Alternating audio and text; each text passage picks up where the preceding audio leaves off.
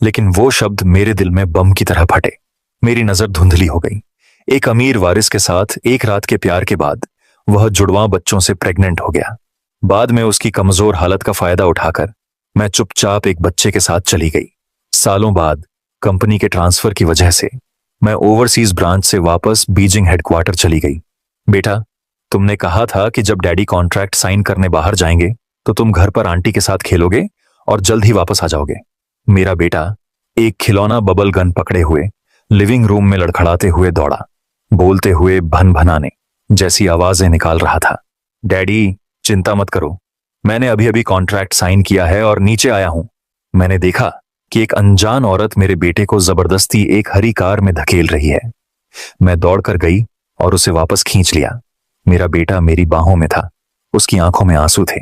जब मैं घर पहुंची और उसे नहला रही थी तो मेरा फोन अचानक लगातार बजने लगा।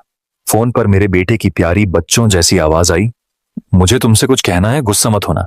फोन पकड़े हुए मेरा हाथ जम गया। मैं वहीं खड़ी रही, बिल्कुल खाली। मेरा बेटा घर पर नहीं था तो किसका बच्चा बाथटब में चुपचाप बैठा था। उसे यकीन नहीं हो रहा था कि वह उसका नहीं है या वह मुझ पर बातें बनाने का इल्जाम लगा रहा था। लाइन के दूसरी तरफ से आवाज।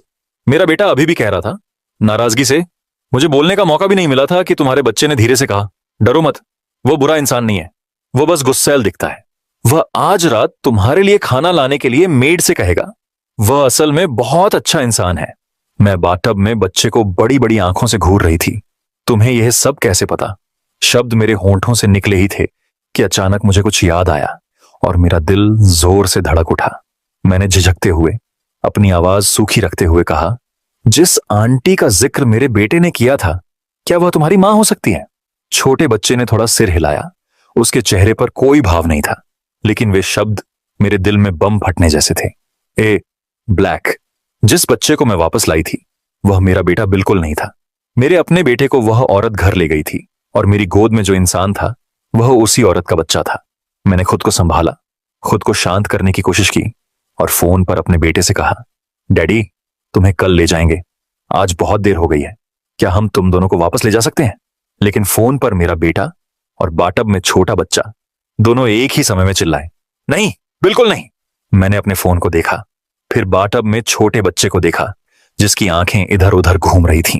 वह कुछ सेकंड के लिए चुप रहा, फिर विनती करते हुए फुसफुसाया, क्या मैं बस एक दिन रुक सकता हूं? मैं इसे अनुभव करना चाहता हूं।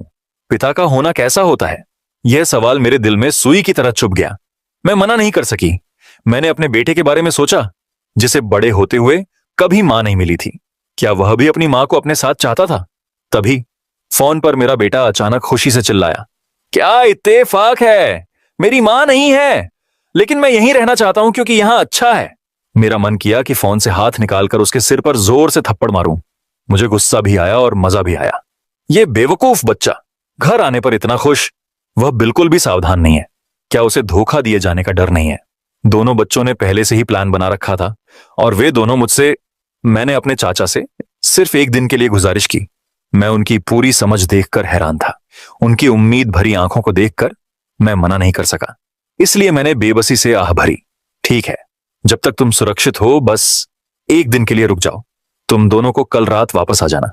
मेरी सहमति से मेरे बेटे ने खुशी खुशी फोन रख दिया। मैंने उस छोटे बच्चे को बाथटब में देखा। उसकी आवाज अनजाने में नरम पड़ गई थी। तुम्हारा नाम क्या है? मम्मी मुझे चेन चेन कहती हैं, छोटे बच्चे ने धीरे से कहा। तो चेन चेन, क्या तुम अक्सर अकेले सोते हो या तुम्हें किसी के साथ सोने की जरूरत है? चेन चेन ने धीरे से अपना सिर हिलाया, जैसे कोई छोटा बड़ा हो। उसकी आवाज बहुत स्थिर थी, 6 साल के बच्चे जैसी नहीं। मैंने 3 साल की उम्र में अकेले सोना शुरू कर दिया था, बिना किसी के साथ सोने की जरूरत के। मैं बहुत बहादुर थी। मुझे थोड़ा दुख हुआ, यही फर्क है। मेरे बेटे को अभी भी सोने के लिए कहानियां सुनाने और पीठ थपथपाने की जरूरत होती है, फिर भी वह पहले ही इंडिपेंडेंट होना सीख चुका है। लेकिन चेन चेन बहुत छोटी है। लाइट बंद होने के बाद मैं चेन चेन के कमरे से बाहर निकली और दरवाजे पर खड़ी होकर उसे ध्यान से देखने लगी।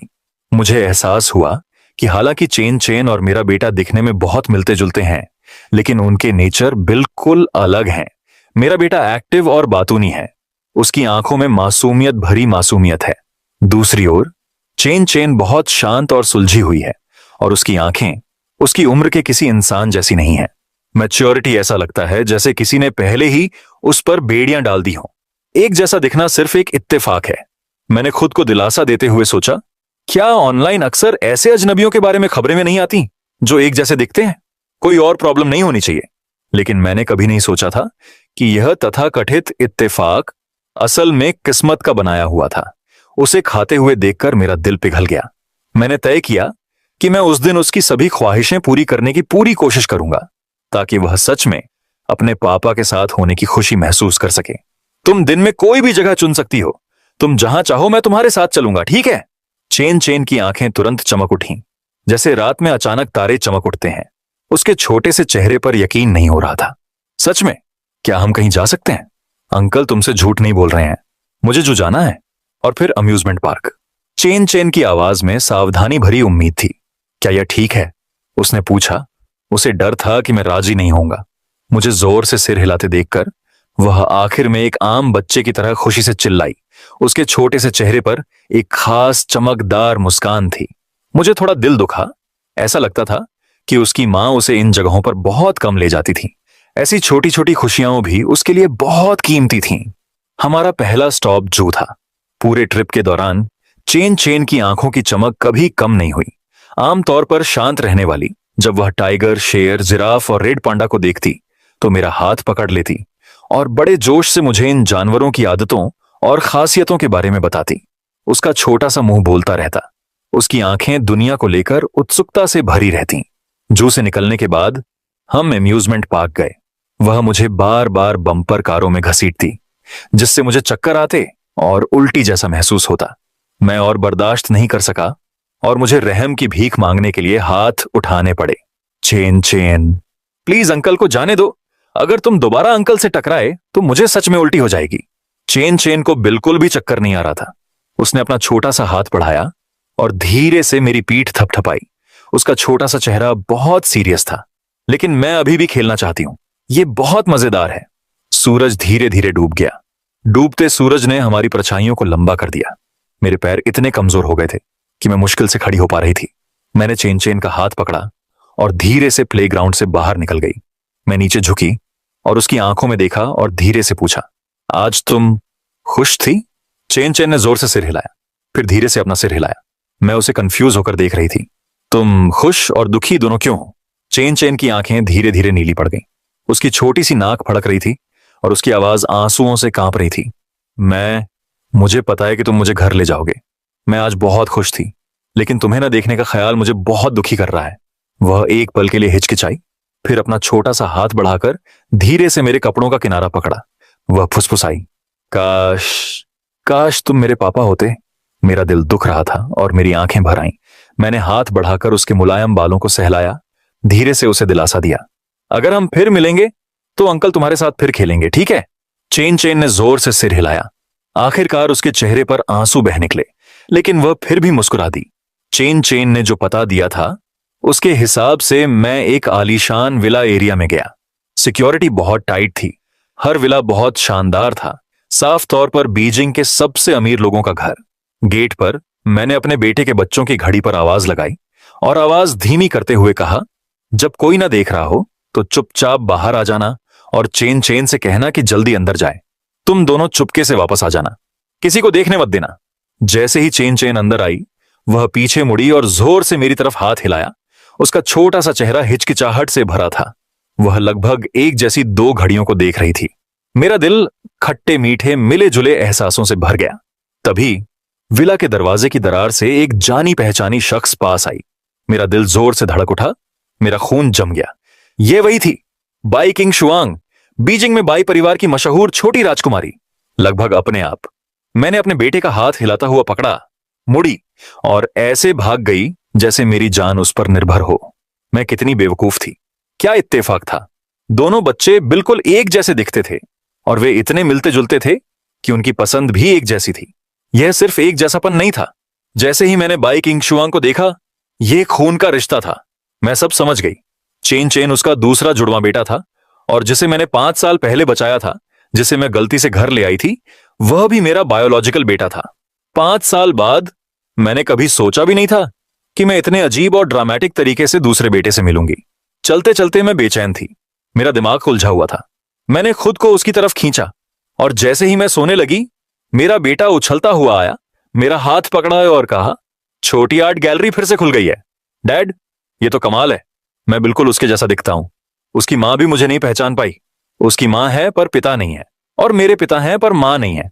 ये कितना बड़ा इत्तेफाक है। डैड, आपको नहीं पता, उसकी मां बहुत ज्यादा सख्त है। वह मुझे सुबह 5 बजे पियानो लेसन के लिए, 10:30 बजे इंग्लिश लेसन के लिए और दोपहर 2 बजे क्रिटिकल थिंकिंग क्लास के लिए उठाती है। अभी उसने मुझे किसी थ्योरी का एक बड़ा हिस्सा रटाया था, और अगर मुझे वह याद नहीं होता तो वह मुझे खाने नहीं देती थी। शुक्र है कि आप मुझे समय पर जगाने आ गए, नहीं तो आज रात मुझे बहुत भूख लगती। जितना ज्यादा मैं सुनता गया, मुझे उतना ही गुस्सा आता गया। मेरी मुट्ठियां कस गईं। चेन चेन सिर्फ 6 साल की थी, एक ऐसी उम्र जब उसे खेलना और मजे करना चाहिए था। फिर भी बाई किंग शुआंग ने उसे इतनी सारी गोलियां खाने पर मजबूर किया। कोई हैरानी नहीं कि वह इतनी कम उम्र में इतनी समझदार थी। यह सब उस पर जबरदस्ती थोपा गया था। अपने बगल में बेफिक्र बच्चे को देखकर मुझे अचानक अपने पुराने रूप से गहरी नफरत महसूस हुई। मैं इतनी नाकाबिल क्यों थी? मैं दोनों बच्चों को अपने साथ क्यों नहीं ले जा सकती थी? उन्हें एक साथ बड़ा होने दे सकती थी, बिना अलग हुए, बिना इतना सख्त अनुशासन सहे। लेकिन असलियत बहुत बेरहम है। उस समय मेरे पास कुछ भी नहीं था। मुझे एक बच्चे को पालने में भी मुश्किल होती थी। 2 की देखभाल तो दूर की बात है, दूसरे को बाय ए के पास छोड़ना। कम से कम मैं ये पक्का कर सकती हूं कि उसके पास खाने पीने के लिए काफी उक्याफी हो और सबसे अच्छी भौतिक जिंदगी हो। यह सबसे अच्छा ऑप्शन है जिसके बारे में मैं सोच सकती हूं। मैं सोच भी नहीं सकती कि चेन चेन इतने सालों से कितना दुखी रहा होगा, और अपराध बोध मुझ पर लहर की तरह हावी हो गया। 3 महीने पलक झपकते ही बीत गए। किंडरगार्टन ने शुक्रवार को पेरेंट चाइल्ड स्पोर्ट्स डे की घोषणा की, जिसमें माता पिता को अपने बच्चों के साथ आना जरूरी था। मैंने उस दिन के लिए समय निकालने के लिए खास तौर पर अपना सारा काम कैंसिल कर दिया। अपने बेटे के साथ क्वालिटी टाइम बिताना चाहती थी। शुक्रवार की सुबह सुबह मैंने और मेरे बेटे ने अपने पहले से तैयार पेरेंट चाइल्ड स्पोर्ट्स वियर पहने। छोटा लड़का एनर्जी से भरा हुआ था, अपनी छाती थपथपाते हुए कह रहा था, डैड, हमें आज फर्स्ट प्लेस जीतना ही है। उसका गर्व भरा एक्सप्रेशन देखकर मैं मुस्कुराया और सिर हिलाया। ठीक है डैड, तुम्हारे साथ अपना बेस्ट करेंगे। पहला इवेंट 2 लोगों का 3 टीमों का कंपटीशन था। रेफरी झेंगवान मेरी मदद करना चाहता था। तुम चुपके से निकल जाओ। रेफरी झेंगवानियाओ ने मेरे और मेरे बेटे के पैर बांधने में मदद की। मैं मुड़ा और अचानक मेरा बेटा चला गया। मेरा दिल बैठ गया और मैंने बेचैनी से इधर उधर देखा तो एक जानी पहचानी छोटी सी आकृति दिखी। आमतौर पर मैं जल्दी से वहां नहीं जाता। मैंने उसे कोट के पीछे खींच लिया, गुस्से में चेहरे पर गुस्सा होने का नाटक किया। किसने कहा कि आज हमें फर्स्ट प्लेस मिलेगा? ऐसे भाग रहे हो? हम तो लास्ट प्लेस पर भी नहीं आए। उस छोटे लड़के ने वैसे जवाब नहीं दिया जैसे वह हमेशा देता है। उसने बस चमकती आंखों से ऊपर देखा, जोर से सिर हिलाया और भागना बंद कर दिया। First place! सीटी बजी और हम सेंटर की तरफ कूद पड़े। हैरानी की बात है, हमारा टीम वर्क बहुत अच्छा था। हमारे कदम एकदम सिंक्रोनाइज्ड थे और हम एक बार भी स्प्रिंट नहीं किए। हमने आसानी से फर्स्ट प्लेस जीत लिया। हमने एक दूसरे को गले लगाया और बहुत खुश होकर चीयर किया। दूसरा इवेंट एक बैलून के साथ रिले रेस थी। हमने ध्यान से बैलून उठाया और सबसे कम समय में फिर से जीत गए। हम बहुत तेज थे। मेरा बेटा खुशी से उछल कूद कर रहा था। उसका छोटा सा चेहरा गर्व से भरा हुआ था। और इस तरह हम जीतते रहे, सभी इवेंट्स में फर्स्ट आते रहे। लेकिन धीरे धीरे मुझे लगा कि कुछ गड़बड़ है। मेरे बगल वाला बच्चा, हालांकि वह बिल्कुल मेरे बेटे जैसा दिखता था, ज्यादा शांत था और उसकी हरकतें ज्यादा फुर्तीली थीं। मैंने हिचकिचाते हुए पुकारा, चेन चेन! छोटे बच्चे ने साफ जवाब दिया। तभी उसे समझ आया कि मेरा क्या मतलब है। जैसे ही उसने बोलना खत्म किया, उसने जल्दी से अपना मुंह ढक लिया। उसकी आंखें अफसोस से भर गईं। उसका छोटा सा चेहरा लाल हो गया। मैंने अपना माथा रगड़ा। अब सब कुछ साफ था। इत्तेफाक से आज दोनों बच्चों ने बिल्कुल एक जैसे कपड़े पहने थे। यहां तक कि उनके हेयर स्टाइल भी एक जैसे थे। आप उन्हें ध्यान से देखे बिना अलग नहीं बता सकते थे। चेन चेन बहुत देर तक हिचकिचाया, फिर हिम्मत जुटाई और धीरे से माफी मांगी। मैं कुछ समय पहले इस किंडरगार्टन में ट्रांसफर हुआ था और हमें आज स्पोर्ट्स मीट में ही पता चला कि हम एक ही क्लास में हैं। उसने मुझे अभी देखा और पूछा कि क्या मैं रोल बदलकर आखिर तक खेलना चाहता हूं। मैं मान गया। हाँ, मुझे माफ करना है अंकल, उसने धीरे से कहा। क्या मैं बाद में आप लोगों के साथ खेलने आ सकता हूं? मना करने वाले शब्द उसकी जबान पर थे, लेकिन वह उन्हें बोल नहीं पा रहा था। इसके अलावा मैंने पहले ही अपने बेटे को दूसरे स्कूल में ट्रांसफर करने का फैसला कर लिया था। अगर यह ज्यादा लंबा चला तो बाई किंग शुआंग को देर सवेर पता चल ही जाता। लंबी चुप्पी ने चेन चेन को मेरा मतलब समझा दिया। उसकी आंखों की रोशनी धीरे धीरे कम हो गई और आंसू बहने लगे। उसने अपना सिर घुमाया और अपने हाथ से जोर से उन्हें पहुंचा। फिर वह वापस मुड़ी। उसने मुझ पर जबरदस्ती मुस्कुराया। मुझे पता था उसे इतनी मजबूत बनने की कोशिश करते देखकर मेरा दिल दुख रहा था, लेकिन मैं कुछ नहीं कर सकता था। उनके क्लासरूम एरिया में जाते हुए मैंने तुरंत बाई किंग शुआंग को देखा, जो भीड़ में सबसे खास इंसान थी। मेरी याद में वह हमेशा सिर्फ कंपनी के मामलों की परवाह करती थी, अलग थलग और घमंडी। मुझे लगा कि चेन चेन के साथ आने वाला कोई नैनी या मेड होगी, लेकिन वह असल में खुद आई थी। मेरा बेटा चुपचाप उसके पास खड़ा रहा, अजीब तरह से अच्छा बर्ताव कर रहा था, अपने हमेशा के शरारती स्वभाव से अलग। उसने कोई आवाज नहीं की। पिछली बार जब हम मिले थे तो मैं उसे ठीक से देखने के लिए भागने में इतना बिजी था। इस बार भीड़ में छिपकर मैंने चुपचाप बाई किंग शुआंग को देखा। वह अब भी वैसी ही थी, घमंडी और लंबी। भीड़ में खड़ी वह एक फूल की तरह थी जिसे सिर्फ दूर से ही देखा जा सकता था, दिलकश लेकिन पहुंच से बाहर। पीछे मुड़कर सोचता हूं तो मैं तब उसके करीब पहुंच पाया था। अब यह सोचकर मुझे एहसास होता है कि मैं उसे कितना जान सकता था। यह एक सपने जैसा लगा। मैंने दूर से अपने बेटे को हाथ हिलाया।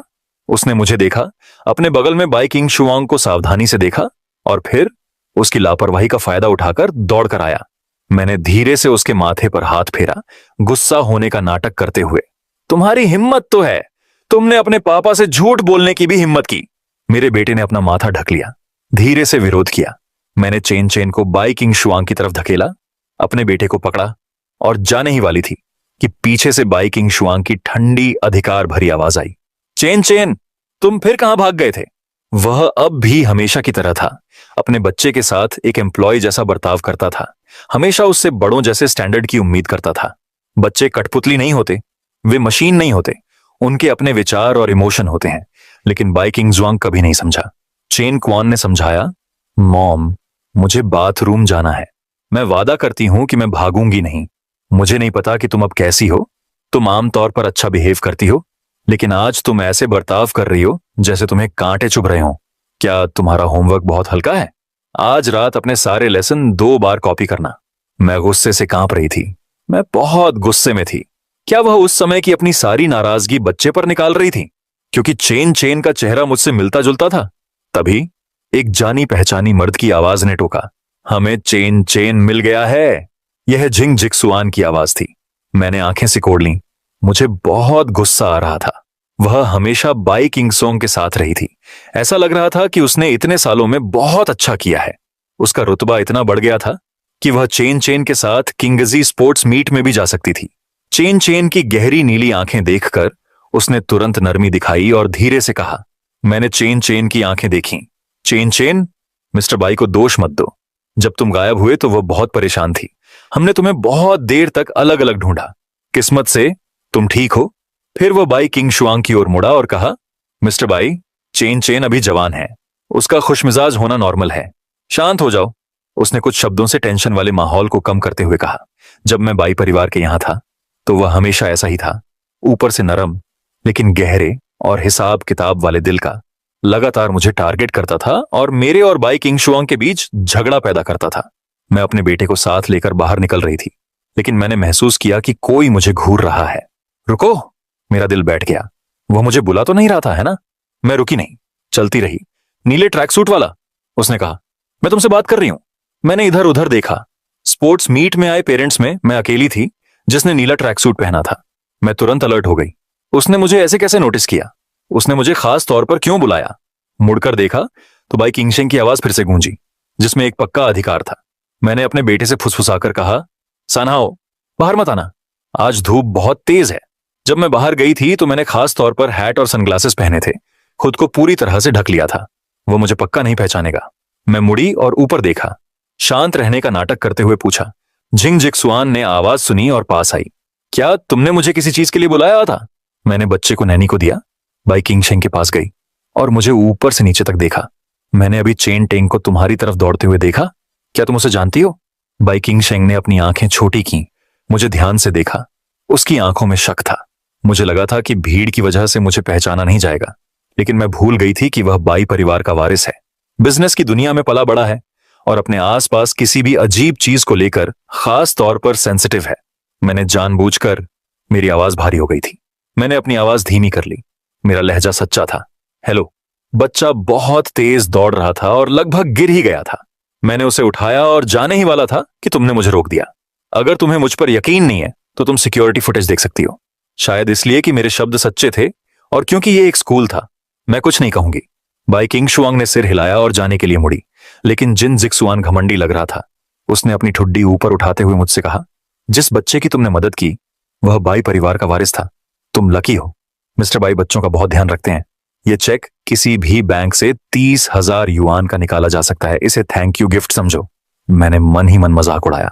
वह सच में सोचता है कि वह बाई परिवार का मुखिया है ना? उसका चेहरा भावशून्य था और उसने रूखेपन से मना कर दिया। इस सिचुएशन में कोई भी मदद करेगा। यह कुछ भी नहीं है। थैंक्स की कोई जरूरत नहीं है। उसने मजाक उड़ाया। उसका चेहरा नफरत से भरा था। ठीक है, तो तुम जा सकते हो। मैं मुड़ा और अपने बेटे को खींच कर ले गया, जाने के लिए तैयार। बाई किंग शुआंग, जो पहले ही कुछ दूर चल चुकी थी, अचानक वापस आई। उसकी नजर मुझ पर पड़ी। उसने रूखेपन से पूछा, तुम्हारा बच्चा किस क्लास में है? उसकी उम्र क्या है? मैं बहुत सावधान था। ट्रांसफर प्रोसेस अभी खत्म नहीं हुए थे। मैं उसे बिल्कुल सच नहीं बता सकता था। मैंने अपनी आंखें शांत रखने की कोशिश करते हुए एक क्लास और उम्र बनाई। बाई किंग शुआंग ने कुछ नहीं कहा। मुझे नहीं पता था, क्या यह सिर्फ मेरा वहम था? मैंने उसकी आंखों में थोड़ी सी निराशा देखी। जिंग जिक्सुआन ने यह देखने के बाद पूछा, मिस्टर बाई, क्या उसे कुछ गड़बड़ है? बाई किंग शुआंग अपनी हैरानी से बाहर निकली, धीरे से अपना सिर हिलाया और अपनी हमेशा की तरह घमंडी बेपरवाही फिर से शुरू कर दी। वह मुड़ी और चली गई। जिंग जिक्सुआन तेजी से पीछे पीछे आया। जाने से पहले उसने मुझे ठंडी नजरों से देखा। घर वापस आकर मैंने अपने बेटे को अपने पास बुलाया, बहुत देर तक हिचकिचाते हुए। जो यू बोला, हम किंडरगार्टन बदलने जा रहे हैं। मेरे बेटे ने कंफ्यूजन में अपनी आंखें बड़ी कर लीं। उसका चेहरा शिकायतों से भरा हुआ था। क्यों? मैं यहां बहुत खुश हूं। चेन चेन मेरी क्लास में है। अगर मैं ट्रांसफर हो गया तो मैं उसे फिर कभी नहीं देख पाऊंगा। दोनों भाइयों के बीच गहरा रिश्ता बन गया था। यह खून का रिश्ता है, इसे कोई नहीं तोड़ सकता। उसने मेरा हाथ पकड़ा और गिड़गिड़ाया, डैड, मैं चुआन चुआन से अलग नहीं होना चाहता। हमें एक जैसी चीजें पसंद हैं और हम साथ में सबसे अच्छा खेलते हैं। मैं इस अच्छे दोस्त को खोना नहीं चाहता। उसका उदास चेहरा देखकर मेरा दिल भी दुखने लगा। मेरे बेटे को आखिरकार एक अच्छा दोस्त मिल गया था जिसके साथ उसकी बनती थी, और अब जब मैं उसे मना कर रही थी तो उसका दिल बहुत टूट जाएगा। लेकिन मैं जुआ नहीं खेल सकती थी। क्या होगा अगर बाई किंग शुआंग को पता चल गया कि मेरा बेटा बिल्कुल चेन चेन जैसा दिखता है? सारे राज खुल जाएंगे और फिर मुझे अपने बेटे के साथ शांति से रहने का भी हक नहीं रहेगा। मैंने धीरे से समझाया, उसे माफी मांगते हुए देखा। मुझे माफ करना, काम की वजह से डैड को स्कूल बदलना पड़ रहा है, लेकिन डैड तुमसे वादा करते हैं जब मेरे पास समय होगा तो मैं तुम्हें अपने साथ खेलने के लिए वापस ले आऊंगी, ठीक है? अचानक मेरे बेटे ने समझते हुए सिर हिलाया और फिर रोया नहीं। मैंने तुरंत ट्रांसफर के कागजात तैयार करना शुरू कर दिया, लेकिन वान वान को कभी उम्मीद नहीं थी कि जैसे ही मैं अपने बेटे को ट्रांसफर प्रोसेस पूरा करने के लिए ले जा रही थी, उस दिन मेरा बेटा अचानक गायब हो गया। मैं तुरंत घबरा गई। मेरा दिमाग खाली हो गया और मेरे दिमाग में अनगिनत डरावने ख्याल आने लगे। क्या बाई किंग शुआंग ने उसे ढूंढ लिया था और किसी को उसे किडनैप करने के लिए भेज दिया था? लेकिन ध्यान से सोचने पर मैंने तुरंत उस ख्याल को निकाल दिया। अगर उसने सच में उसे ढूंढ लिया होता तो वह इतनी चुप नहीं रहती। वह सीधे मेरे दरवाजे पर आ जाती। मैं पागलों की तरह भागी, हर जगह ढूंढती रही जहां मेरा बेटा गया होगा। वह किंडरगार्टन में नहीं था, न ही उस प्लेग्राउंड में जहां वह अक्सर जाता था, न ही कम्युनिटी गार्डन में। मैं बाई किंग शुआंग के विला तक भी गई। मैंने विला का एंट्रेंस अस्त व्यस्त देखा। लोग अंदर बाहर आ जा रहे थे। उनके चेहरे पर घबराहट थी। मेरा दिल बैठ गया। मुझे तुरंत एहसास हुआ कि चेन चेन भी गायब है। जैसे ही मैं पुलिस को फोन करने वाली थी, मैंने अचानक सड़क के उस पार देखा, दो एक जैसे बच्चे हाथों में हाथ डाले उछलते कूदते सड़क पार कर रहे थे। फिर मोड़ से मुड़ते ही एक बड़ा ट्रक बहुत तेज रफ्तार से उनकी तरफ आ रहा था। ड्राइवर ने जोर जोर से हॉर्न बजाया, लेकिन समय पर ब्रेक नहीं लगा सका। मेरा दिमाग खाली हो गया। मैं ठीक से सोच नहीं पा रहा था। मेरा खून जम गया था। बिना सोचे समझे मैं आगे बढ़ा। अपनी पूरी ताकत लगाकर दोनों बच्चों को अपनी बाहों में कसकर पकड़ा और आगे की ओर लुढ़क गया। ट्रक ने तेजी से ब्रेक लगाया, गुजरते हुए मेरी पीठ को छू गया। उससे जो हवा चली उससे मेरे चेहरे पर चुभन हुई। मेरा चेहरा एकदम पीला पड़ गया था। मेरा दिल जोर जोर से धड़क रहा था। मैंने अपनी बाहों में कांपते हुए 2 बच्चों को देखा। शुक्र है वे ठीक हैं। वे चुपके से बाहर क्यों निकल गए? क्या वे अपने माता पिता को जानते हैं? मां बहुत परेशान थी। सड़क पर बहुत सारी कारें थीं। अभी बहुत खतरा था। अगर कुछ हो जाता तो हम क्या करते? ये पक्का करने के बाद कि बच्चे ठीक हैं, मैंने आखिरकार अपना चेहरा सीधा किया और उन्हें जोर से डांटा। दोनों बच्चों को पता था कि उन्होंने गलत किया है और वे रोने लगे। सिसकते हुए बोले, हमें पता है कि तुम स्कूल बदल रहे हो। भले ही तुमने कहा था कि तुम हमें फिर से खेलने ले जाओगे, हमें लगा कि हम तुम्हें फिर कभी नहीं देख पाएंगे। हम पूरे दिन साथ खेलना चाहते थे, लेकिन हमें डर था कि तुम नहीं मानोगे। इसीलिए हमने चुपके से अपनी स्मार्ट वॉच का इस्तेमाल करके प्लान बनाया और साथ भाग गए। मुझे गुस्सा भी आया और मजा भी आया। मैं सच में इन 2 छोटे शैतानों को संभाल नहीं पा रहा था। पता चला कि उन्होंने मेरी पीठ पीछे कॉन्टैक्ट इंफॉर्मेशन शेयर की थी और चुपके से एक दूसरे से कॉन्टैक्ट किया था। उनकी 2 बड़ी पानी भरी आंखें मुझे सावधानी से देख रही थीं। उनके एक्सप्रेशन इमोशन से भरे हुए थे। डैडी, क्योंकि हम पहले ही बाहर हैं, क्या आप हमें एक दिन के लिए खेलने के लिए बाहर ले जा सकते हैं और फिर चेन चेन को घर ले जा सकते हैं? प्लीज अंकल, मुझे आपके साथ रहना बहुत अच्छा लगता है। मैंने सुना है कि आप जा रहे हैं और मैं पूरी रात दुखी रहा।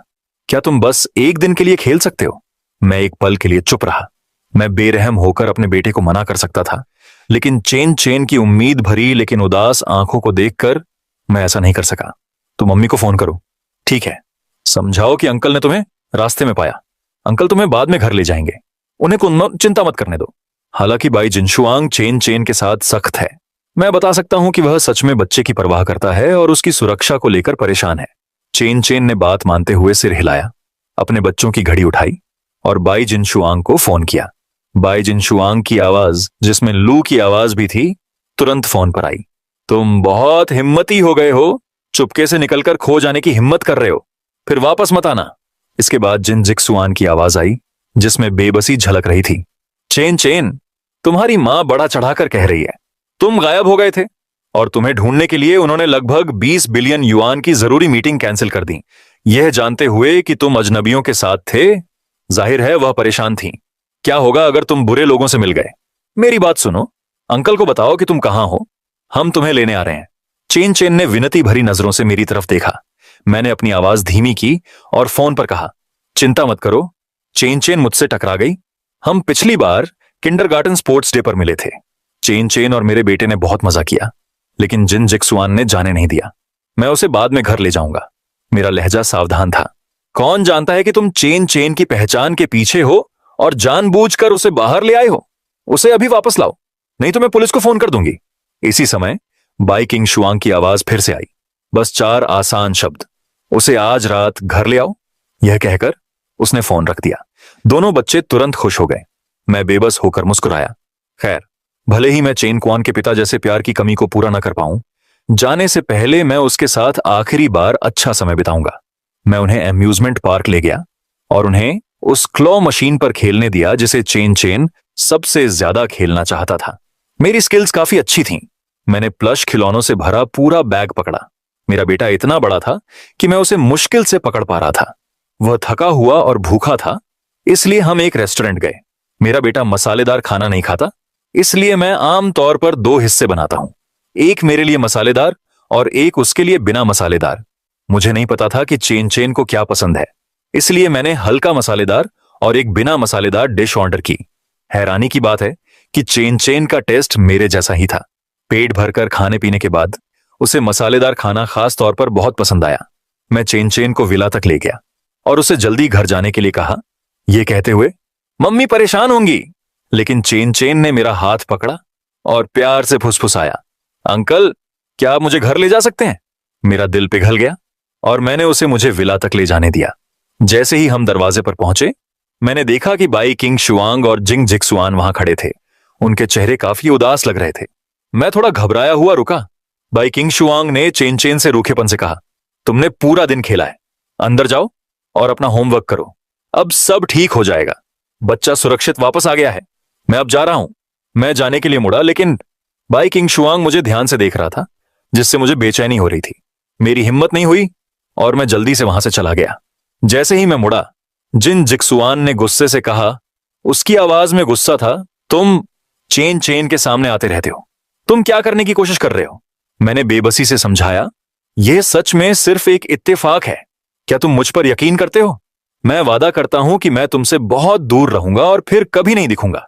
यह सुनकर चेन चेन की आंखों की रोशनी तुरंत कम हो गई। उसका छोटा सा चेहरा निराशा से भर गया। उसे इस तरह देखकर मुझे दुख हुआ, लेकिन मेरे पास कोई चारा नहीं था।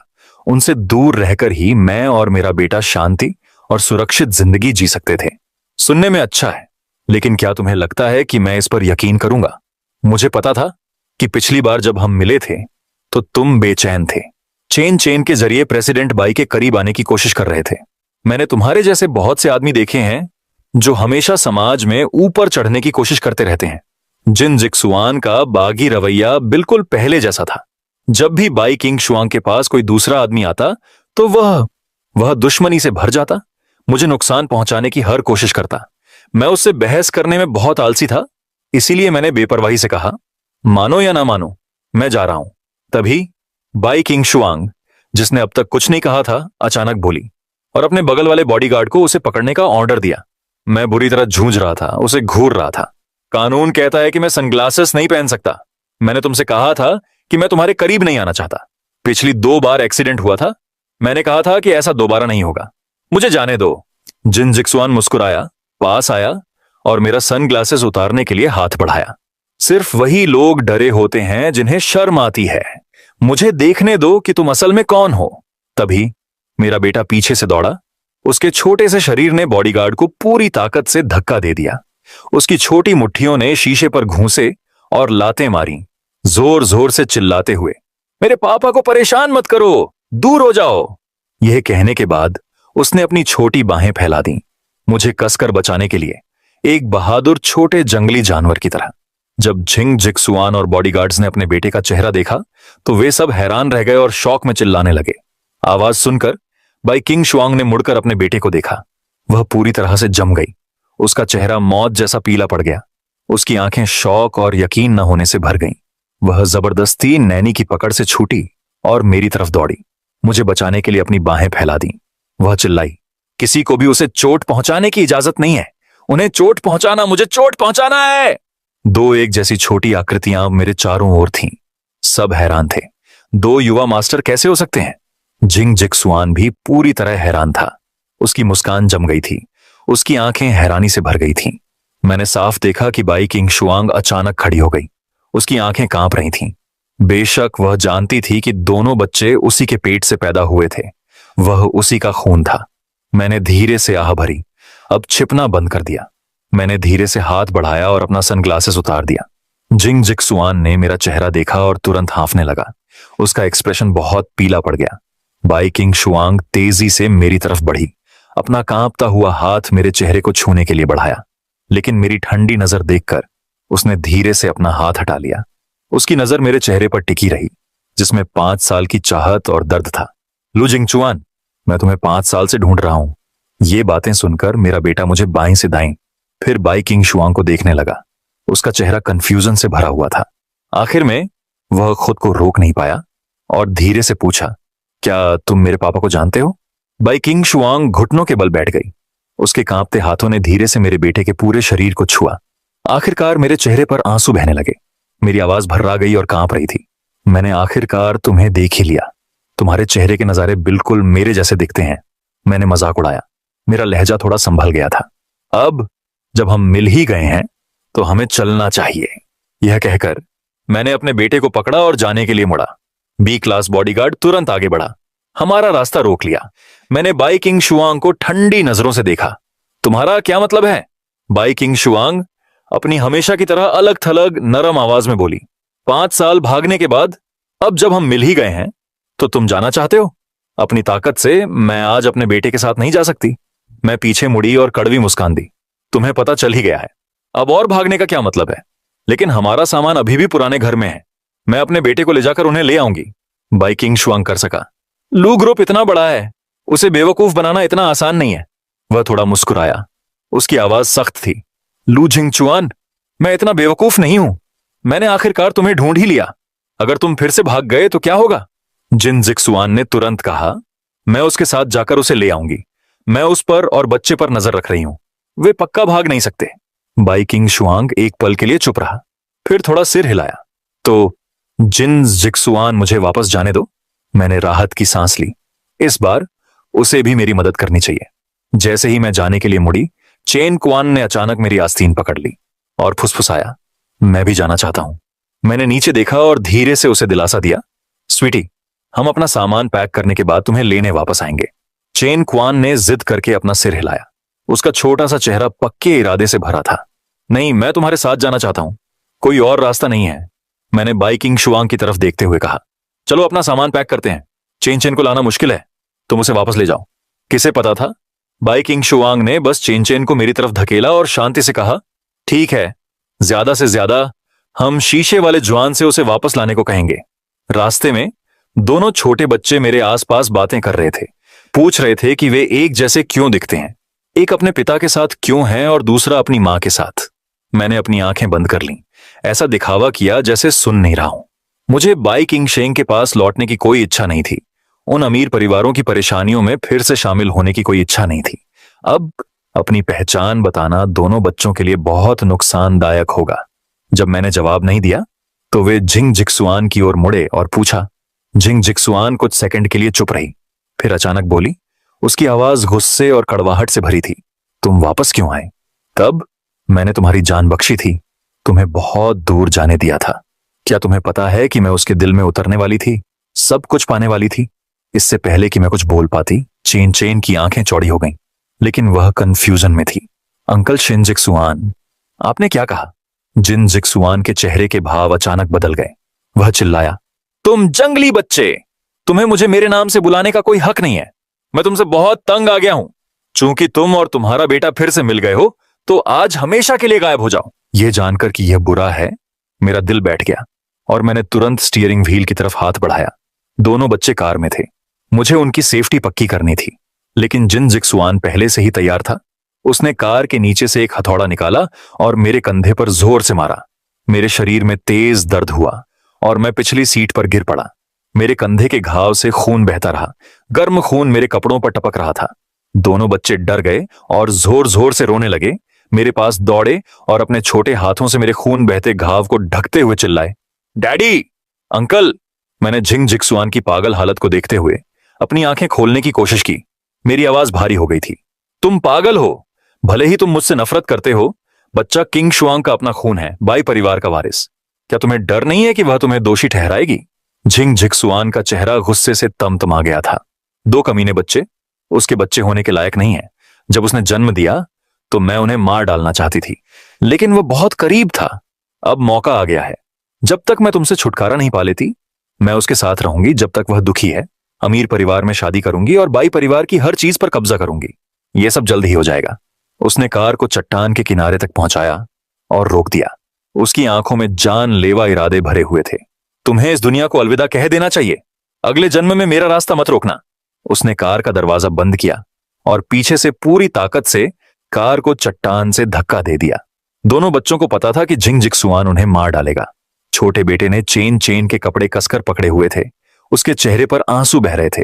चेन चेन खासकर कांप रहा था, चिल्ला भी नहीं पा रहा था। उसने शायद कभी सोचा भी नहीं था कि अंकल जिंग, जो हमेशा उनके लिए कैंडी लाते थे और उनके साथ इतने नरमी से पेश आते थे, अचानक ऐसे हो जाएंगे।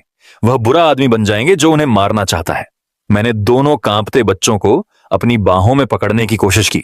मेरी पीठ पर घाव ऐसा लग रहा था जैसे कार के झटके से फट रहा हो। गर्म खून मेरे कपड़ों से रिसकर नीचे बह रहा था।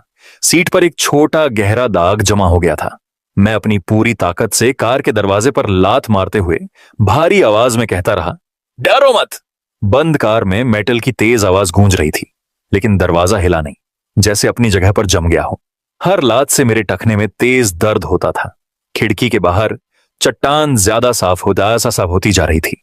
ठंडी हवा कंकड़ उड़ा रही थी और उन्हें खिड़की से टकराकर एक चुभने वाली आवाज आ रही थी। चट्टान के नीचे एक गहरी धुंध एक बड़े काले मुंह की तरह लटकी हुई थी, जो हमें पूरा निगलने का इंतजार कर रही थी। जिंग जिक्सुआन ने स्टीयरिंग व्हील को पकड़ रखा था। उसकी नसें फूल रही थीं, होठों पर एक टेढ़ी मुस्कान थी। उसने अपना पैर एक्सीलेटर पर रखा। कार डरावनी स्पीड से चल रही थी। कार लड़खड़ाई। कार चट्टान से नीचे फिसल रही थी। उसके पिछले पहिए पहले से ही किनारे पर लटके हुए थे। किसी भी पल गिरने का खतरा था। ठीक इसी सबसे खतरनाक पल में दूर से कार के इंजन की एक बहरा कर देने वाली गर्जना आई, जिसने घाटी की खामोशी को गर्जने की तरह तोड़ दिया। एक तेज हेडलाइट सीधे उन पर पड़ी, जिससे झिंग झिकसुआन को आंखें सिकोड़नी पड़ी। तभी बाई किंगशेंग की गुस्से भरी दहाड़ हवा में गूंज उठी, जो पूरी घाटी में गूंज रही थी। निराशा, गुस्से और डर से भरी हुई थी। हर शब्द में पूरी चुनौती थी। किन जिक्सुआन, तुमने मेरे आदमी और मेरे बच्चे को छूने की हिम्मत की। मैं तुम्हें इसकी सजा दूंगा। अगले ही पल उसकी हरी सेडान तीर की तरह उनकी ओर बढ़ी और उनकी कार के साइड से टकरा गई। एक बहुत तेज धमाका, इतना जोरदार कि कानों को चोट लग जाए, और फिर जोरदार झटके लगे क्योंकि उनकी कार जोर से उछलकर दूर जा गिरी। चट्टान का मुंह जोर से जमीन पर गिरा। झिंग झिकसुआन जोरदार टक्कर से पीछे हट गया। उसका चेहरा मौत जैसा पीला पड़ गया। उसकी आंखें घबराहट से भर गईं, यह जानते हुए कि उसका प्लान पूरी तरह से फेल हो गया है। वह घूमा और पहाड़ से नीचे भागा। भागने के लिए बेचैन था, लेकिन कुछ ही कदम चलने के बाद उसे चारों तरफ से पुलिस ने घेर लिया। एक दर्जन ऑफिसर, जिनके हाथ में पुलिस टेप था और चेहरे सख्त थे, चिल्लाए, हिलना मत, हाथ ऊपर करो। झिंग झिकसुआन ने हार मानने से इनकार कर दिया। हम पुलिस हैं, वह चिल्लाया। बुरी तरह लड़ रहा था, विरोध में मुक्के मार रहा था, लेकिन पुलिस ने उसे जल्दी से काबू में कर लिया। ठंडी हथकड़ी खटखट की, उसकी कलाइयों को जकड़ लिया। उसकी सारी ख्वाहिश, जलन और पागलपन को बंद कर दिया। उसने बाई किंग शुआंग की तरफ देखा। उसकी आंखों में गुस्सा और कड़वाहट थी। चिल्लाया, किंग शुआंग, मैंने ये सब तुम्हारे लिए किया। मैं तुमसे बहुत प्यार करता हूं। तुमने इस बेचारे लड़के की मदद क्यों की? बाई किंग शुआंग ने उसकी तरफ देखा भी नहीं। उसकी नजर मुझ पर और कार में फंसे हाइजी पर टिकी थी। उसका चेहरा कागज जैसा सफेद था। फेंक दौड़कर आया, दौड़कर मेरा नाम पुकारा। उसकी आवाज कांप रही थी, सिसकियों से भर गई थी। लू झिंगाचुआन, लू झिंगचुआन, रुको, बच्चा ठीक है। अगले ही पल झिंग झिकसुआन को पुलिस ने जमीन पर गिरा दिया। उसकी कलाइयों पर लगी हथकड़ी में तेज चांदनी पड़ रही थी। उसने अचानक अपना सिर पीछे किया और हंसा, एक तीखी और पागलपन भरी हंसी। लू झिंगचुआन, तुम्हें लगता है कि तुम जीत गए हो? क्या तुम्हें पता है कि 5 साल पहले जब तुम उस बच्चे को ले गए थे तो क्या हुआ था? मैंने बच्चों के बोरे में कुछ रखा है, तुम कभी अंदाजा नहीं लगा पाओगे। बाई किंग शुआंग घूमा और उसके चेहरे पर जोर से थप्पड़ मारा। झिंग झिकसुआन के मुंह से खून बहने लगा और उसकी हंसी और भी पागलपन भरी हो गई। मैं नहीं बताऊंगा, मैं चाहता हूं कि तुम अपनी बाकी जिंदगी डर में जियो। बाई किंग शुआंग ने मेरी तरफ देखा। उसका चेहरा मौत जैसा पीला पड़ गया था। उसने बच्चों के कपड़े और बोरे ढूंढे, उन्हें बार बार चेक किया, लेकिन कुछ नहीं मिला। उसकी आवाज कांप रही थी, तुमने वहां क्या रखा था? मेरी पीठ पर लगे घाव की वजह से मेरी नजर धुंधली हो गई थी, लेकिन मैंने फिर भी उसका हाथ पकड़ा और फुसफुसाया, चलो हॉस्पिटल चलते हैं, पूरा चेकअप करवाते हैं। एम्बुलेंस में मैं उन दोनों बच्चों के जाने पहचाने चेहरों को घूर रहा था। वही एक बात मेरे दिमाग में घूम रही थी। हॉस्पिटल में बाई किंग शुआंग ने रात भर में अपने सारे कनेक्शन इस्तेमाल करके एक्सरे, सीटी स्कैन और ब्लड टॉक्सिकोलॉजी स्क्रीनिंग करवाई, जितना हो सके। सुबह 4 बजे रिजल्ट आ गए। मैंने राहत की सांस ली। सब कुछ नॉर्मल था, लेकिन मेरे दिल में चुभन बनी रही। बाई किंग शुआंग कॉरिडोर में एक कुर्सी पर बैठा था। उसके हाथ सिर को ढके हुए थे। उसके कंधे थोड़े कांप रहे थे। उसने ऊपर देखा। उसकी आंखें खरगोश की तरह लाल थीं। उसकी आवाज भारी थी। मुझे माफ करना, यह सब इसलिए हुआ। मैं बहुत देर तक चुप रहा। आखिर में बस इतना कहा, पहले ठीक होने पर ध्यान दो। मैं टेंशन में आ गया। मेरी नसें, जो इतने लंबे समय से टेंशन में थीं, अचानक ढीली पड़ गईं। मेरी पीठ और कंधों का दर्द लहरों की तरह बढ़ गया। घाव पूरी तरह से खुल गया था। खून मेरे कपड़ों में भीग गया था। मेरी नजर धुंधली और काली होने लगी। मेरे दोनों बच्चों के रोने की आवाज दूर तक गायब हो गई। मुझे महसूस हो रहा था कि मेरी ताकत धीरे धीरे कम हो रही है। आंखें बंद करने से पहले मैंने देखा कि बाई किंग शुआंग कार की तरफ भाग रही है। उसके चेहरे पर आंसू बह रहे थे। उसका चेहरा घबराहट और डर से भरा हुआ था। वह मेरा नाम पुकारती रही। उसकी आवाज भारी और मुश्किल से सुनाई दे रही थी। जल्दी करो, एम्बुलेंस बुलाओ, उसे तुरंत शहर के सेंट्रल हॉस्पिटल ले जाओ। उनके पास सबसे अच्छे डॉक्टर और सबसे अच्छी दवा है। मेरी आवाज कांप रही थी। मैं अपने बच्चे को ठीक से पकड़ भी नहीं पा रही थी।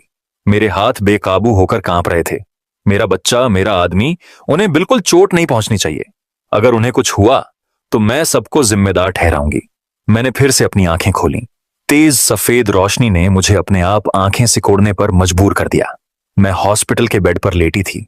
मेरा पूरा शरीर दर्द कर रहा था और कमजोर था। मेरी पीठ और कंधों के घाव दर्द से धड़क रहे थे। हर सांस घावों को खींच रही थी। दर्द से मेरे घुटनों तक ठंडक पहुंच रही थी। मैंने धीरे से अपना सिर घुमाया। दोनों तरफ के बेड पर एक एक बच्चा सो रहा था। मेरा बेटा और चेन चेन मेरे पास लेटे हुए थे। उनके होठों पर अभी भी आंसू गीले थे। उनकी सांसें चल रही थीं। उन्हें उन्हें इतना शांत देखकर मेरा दिल पिघल गया। जब तक वे ठीक थे, मुझे जो भी चोट लगी वह बेकार नहीं जाएगी। मैंने धीरे से अपने हाथ खोले।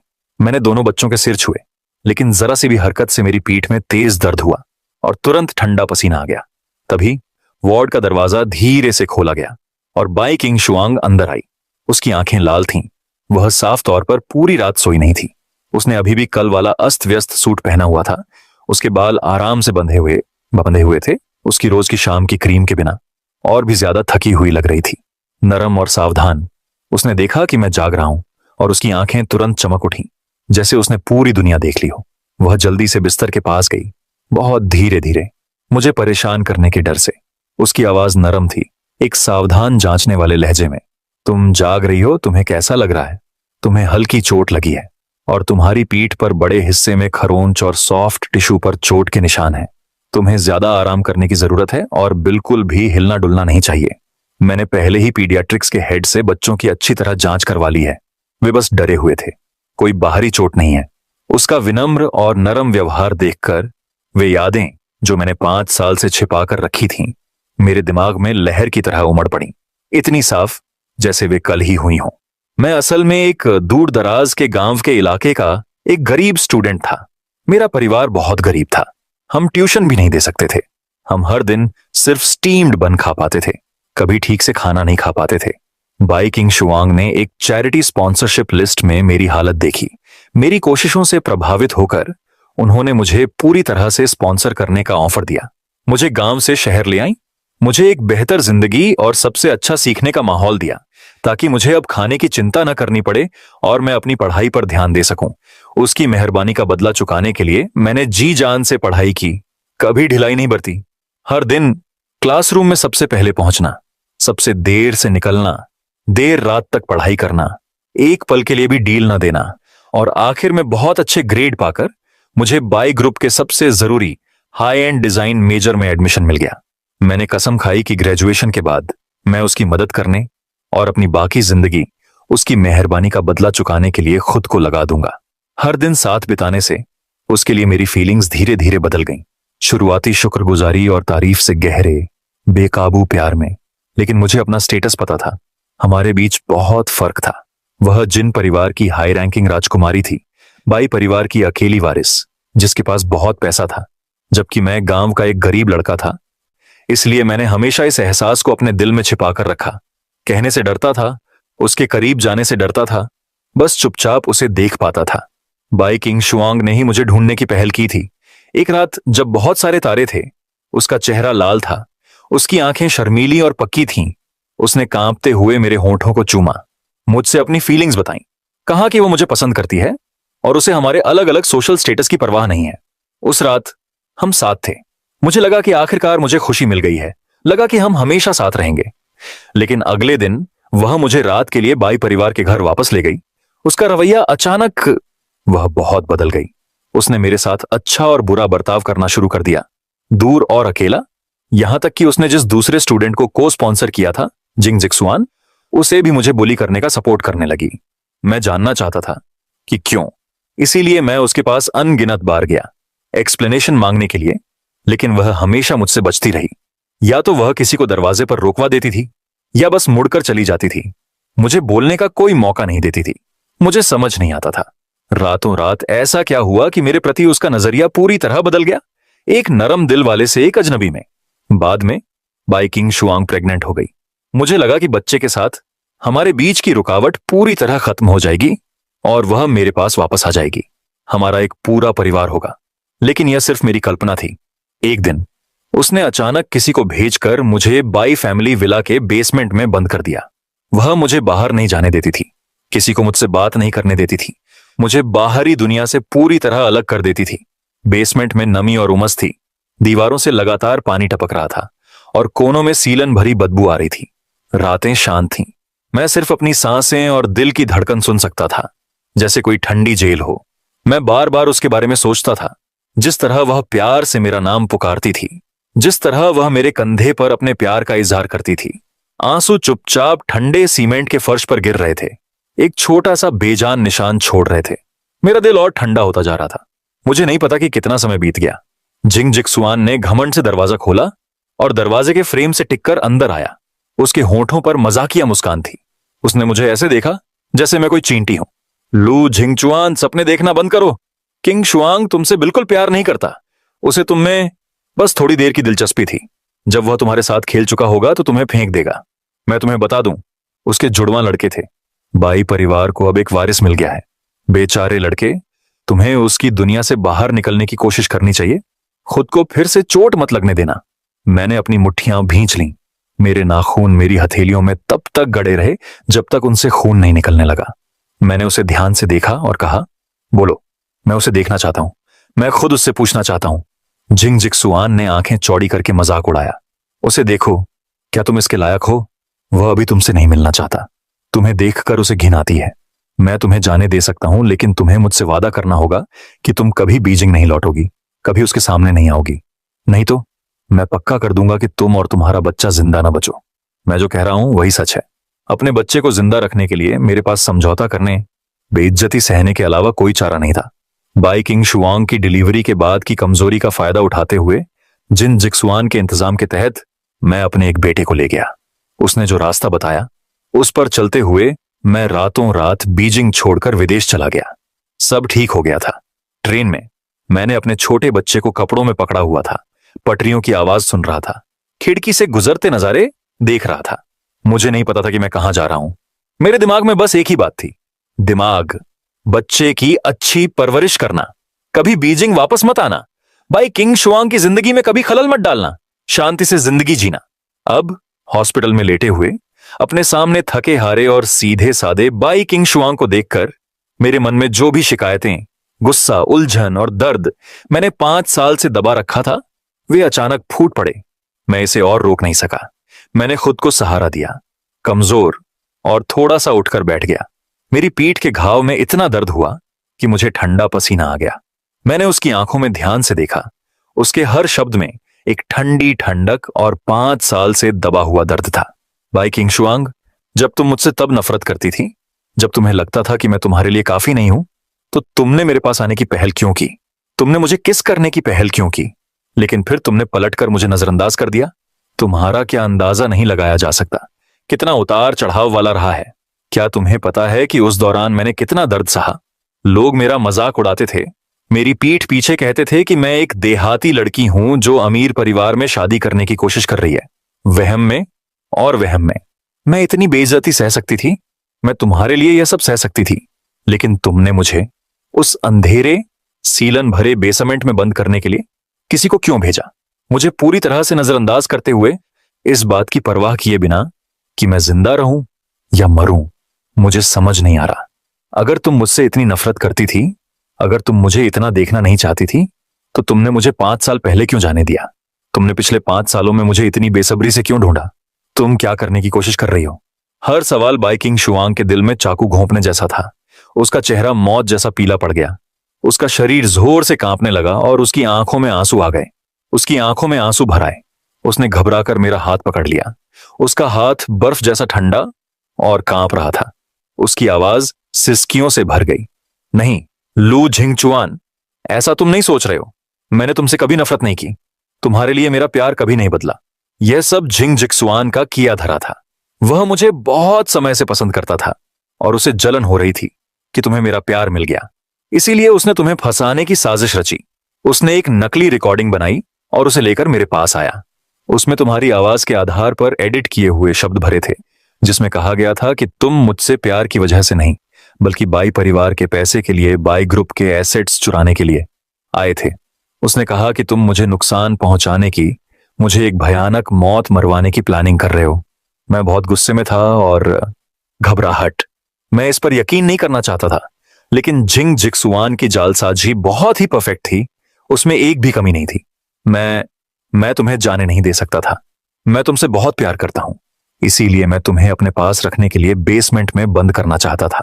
मैंने सोचा था कि जब तक मैं तुम्हें अपने पास रखूंगा तुम मुझे चोट नहीं पहुंचाओगे। बेसमेंट वाली घटना मेरी जिंदगी का सबसे अफसोसनाक फैसला था। बाद में तुम भाग गए और मेरी दुनिया से पूरी तरह गायब हो गए। मैंने तुम्हें पागलों की तरह ढूंढा, पूरी दुनिया में ढूंढा, भाई परिवार के सभी कनेक्शन और रिसोर्स इस्तेमाल किए, लेकिन कोई खबर नहीं मिली। मैंने यह भी सोचा कि अगर तुम्हें सच में मेरे पैसे भी चाहिए, अगर तुम्हें सच में बाई परिवार की दौलत भी चाहिए, तो मुझे कोई फर्क नहीं पड़ेगा। मैं तुम्हें बाई परिवार से सब कुछ दे दूंगा, बस तुम मेरे पास वापस आ सको। इस बार जिंग जिक्सुआन ने कहा कि वह तुम्हें और बच्चे को वापस ले जाएगा, लेकिन मैं परेशान था। मुझे लगा कि कुछ गड़बड़ है। मैंने उससे कहा कि मेरी कार चलाओ, जिसमें एक फोन है जो हमेशा मुझसे कनेक्टेड रहता है। मैंने कार में उसकी सारी बातें सुनी। मैंने तुरंत पुलिस को फोन किया और यहां आ गया। मेरे मन में बस एक ही बात थी, मुझे तुम्हें और अपने बच्चे को बचाना था। मैं तुम दोनों को लगभग हमेशा के लिए खो ही चुका था। मैं सच में सोच भी नहीं सकता कि मैं तुम्हारे बिना कैसे रह पाऊंगा। उसकी आवाज सिसकियों से भर गई और वह बोल नहीं पा रही थी। आंसू एक एक करके मेरे हाथ के पिछले हिस्से पर गिर रहे थे। गर्म। उसने मेरा चेहरा छूने के लिए हाथ बढ़ाया। ठंडा पसीना पोंछना चाहती थी, लेकिन ध्यान से पीछे हट गई। डर था कि मैं मना कर दूंगा। मुझे उससे नफरत है। मुझे डर है कि मैं उसे फिर से दूर धकेल दूंगा। उसने मेरी तरफ देखा। उसकी आंखें गुजारिश, अफसोस और विनम्रता से भरी थीं। उसकी आवाज पंख की तरह नरम थी, बेसब्री से उम्मीद से भरी हुई। लू जिंगचुआन, पिछली सारी गलतियां मेरी थीं। मुझे पता है कि मैंने तुम्हारा दिल तोड़ा है। मैं अपनी पूरी जिंदगी तुम्हारी बच्चों की भरपाई करने को तैयार हूं। मैं बिना किसी शिकायत के कुछ भी करने को तैयार हूं। चलो हम चारों मिलकर भरपाई करते हैं और अब से एक अच्छी जिंदगी जीते हैं, ठीक है? मैं फिर कभी अपनी मनमानी नहीं करूंगी। मैं फिर कभी दूसरों की बुरी बातें नहीं सुनूंगी। मैं तुमसे, हमारे दोनों बच्चों से और उन्हें एक पूरा खुशहाल और गर्म घर दूंगी, ठीक है? मैंने धीरे से अपना हाथ पीछे खींच लिया, उसके छूने से बचते हुए, और धीरे से अपने दोनों बेटों के जाने पहचाने छोटे चेहरों को छुआ। मेरा दिल बर्फ की तरह ठंडा हो गया था। लियांग, उसकी आवाज शांत थी, फिर भी उसमें एक पक्का इरादा था। बाई किंग शुआंग, 5 साल की गलतफहमी, 5 साल का दर्द, 5 साल की टालमटोल, 5 साल की चाहत ने तुम्हारे लिए मेरा प्यार बहुत पहले ही खत्म कर दिया। इसका कोई निशान नहीं बचा है। ये फिर कभी नहीं मिल सकता। अब मुझे कुछ नहीं चाहिए। मुझे कुछ नहीं चाहिए। मैं बस अपने बेटे के साथ शांति और सादगी से खुशी खुशी एक अच्छी जिंदगी जीना चाहती हूं। बस इतना ही काफी है। जैसे ही उसने बोलना खत्म किया, हमारी आवाजों से दोनों बच्चे जाग गए। उन्होंने धीरे से अपनी आंखें खोलीं और मुझे जगा हुआ देखकर वे तुरंत अलर्ट हो गए। उनकी आंखें चमक उठीं और वे खुशी से मेरी बाहों में आ गए। हैरान दोस्त, उनके छोटे शरीर गर्म और मुलायम थे। साथ में उन्होंने अपनी प्यारी प्यारी आवाजों में पुकारा, डैडी, डैड। मैंने खुशी से जवाब दिया, अपने दोनों बच्चों को अपनी बाहों में कसकर पकड़े हुए। मेरी नाक चुभ रही थी, मेरी आंखें भर आईं और मेरा दिल गर्मी और दर्द के मिले जुले एहसास से दुख रहा था। वे मेरी बाहों में भारीपन से लिपट गए। उनके छोटे चेहरे बेचैनी और डर से भरे हुए थे। फैन किंग की आंखें लाल और सूजी हुई थीं।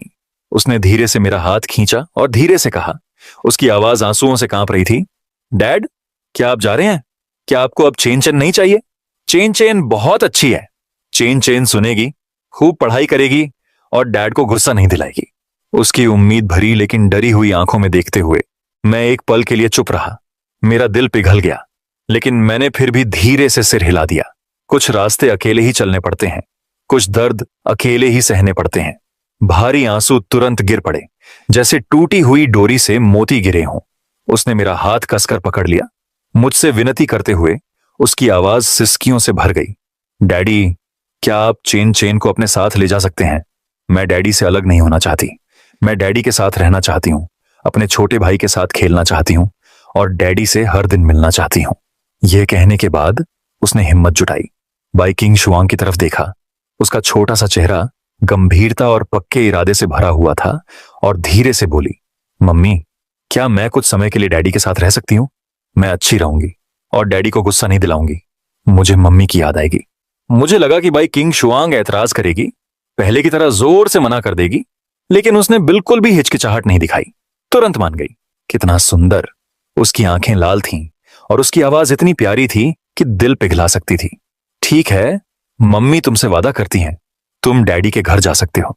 मम्मी हर हफ्ते तुमसे मिलने आएंगी, तुम्हारे लिए स्वादिष्ट खाना लाएंगी और तुम्हारे साथ खेलेंगी, ठीक है? फिर वह मेरी तरफ देखने के लिए मुड़ा। उसकी आंखों में उम्मीद और विनम्रता थी। उसकी आवाज में एक सावधानी भरी गुजारिश थी, इतनी धीमी कि वह मुझे डराना नहीं चाहता था। लू झिंगचुआन, मुझे अपने साथ ले चलो, ठीक है? मैं तुम्हारे साथ बच्चों का ध्यान रखना चाहती हूं। मैं उन्हें एक पूरा परिवार देना चाहती हूं। मैं अपनी गलतियों की भरपाई करना चाहती हूं। मैं तुमसे ठीक से प्यार करना चाहती हूं। मैंने उसकी तरफ देखा, धीरे से अपना सिर हिलाया। मेरी आवाज सख्त थी, बातचीत की कोई गुंजाइश नहीं थी। मुझे माफ करना, मैं नहीं कर सकती। उसका शरीर अचानक लड़खड़ाया, उसका चेहरा और भी पीला पड़ गया और उसने खुद को संभालने के लिए जल्दी से बिस्तर की रेलिंग पकड़ ली। उसकी आंखों की रोशनी धीरे धीरे कम होती गई। उसकी जगह निराशा, उदासी और मायूसी ने ले ली। हॉस्पिटल में पूरे 1 हफ्ते ठीक होने के बाद मेरा शरीर धीरे धीरे ठीक हो गया। जिस दिन मुझे डिस्चार्ज किया गया, बाई किंगशेंग हॉस्पिटल जल्दी आ गई। मेरा सामान पैक करने में मेरी मदद की, पूरे समय ध्यान रखा। ये एक शब्द भी कहने की हिम्मत नहीं हुई, कोई हरकत करने की हिम्मत नहीं हुई। मुझे गुस्सा दिलाने से डरती थी कि मैं फिर से गायब हो जाऊंगी। हॉस्पिटल से डिस्चार्ज होने के बाद मैं चेन के साथ बाई फैमिली विला में उसका सामान लेने गई। उस जाने पहचाने नक्काशीदार लकड़ी के दरवाजे को खोला तो वह शानदार था, लेकिन उसमें पुराने जमाने का दबाव वाला माहौल, ठंड और साजिशें नहीं थीं। इसके बजाय उसमें जिंदगी का एहसास था। चेन एक खुश छोटी चिड़िया की तरह उछलता कूदता ऊपर अपने बेडरूम में गया और जल्द ही एक फीका पड़ा हुआ टेडी बियर लेकर दौड़ता हुआ नीचे आया। भालू के कान थोड़े दुख रहे थे, लेकिन वे साफ और अच्छी तरह से रखे हुए थे। उसने भालू मुझे दे दिया। उसका छोटा सा चेहरा खुशी और गर्व से भरा हुआ था। डैडी, देखो, यह वही टेडी बियर है जो आपने मुझे चुपके से दिया था। मैंने इसे हमेशा अपने पास रखा है, हर दिन इसे गले लगाकर सोता हूं और मैंने इसे कभी खोया नहीं है। मैं एक पल के लिए रुका और चेन फेंक की यादें ताजा हो गईं। मुझे याद है जब चेन चेंग का जन्म हुआ था तो मैंने चुपके से महंगे इंपोर्टेड खिलौनों के ढेर से सबसे मुलायम, सबसे आरामदायक और सबसे आम सा छोटा भालू चुना था, जब कोई नहीं देख रहा था, और उसे उसके बंकर में रख दिया था, इस उम्मीद में कि यह उसके बड़े होने पर उसके साथ रहेगा और उसे कुछ गर्मी देगा।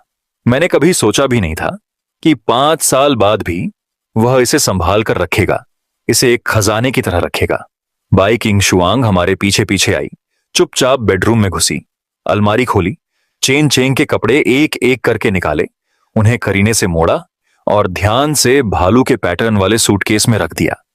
उसकी हरकतें बहुत नरम थीं और उसने पूरे समय एक शब्द भी नहीं कहा, बस उसकी आंखें लाल रहीं।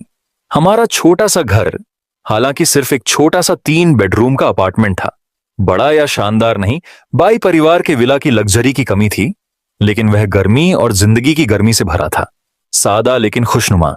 जब से चेन चेंग आया है, घर हर दिन हंसी से भरा रहता है। दोनों बच्चे एक दूसरे के पीछे भागते रहते हैं, खिलौनों से खेलना, साथ में कार्टून देखना, स्नैक्स शेयर करना, साथ में स्कूल आना जाना। दोनों भाइयों का रिश्ता और मजबूत होता गया, जिसे अलग नहीं किया जा सकता। खून के रिश्ते कभी नहीं टूटते।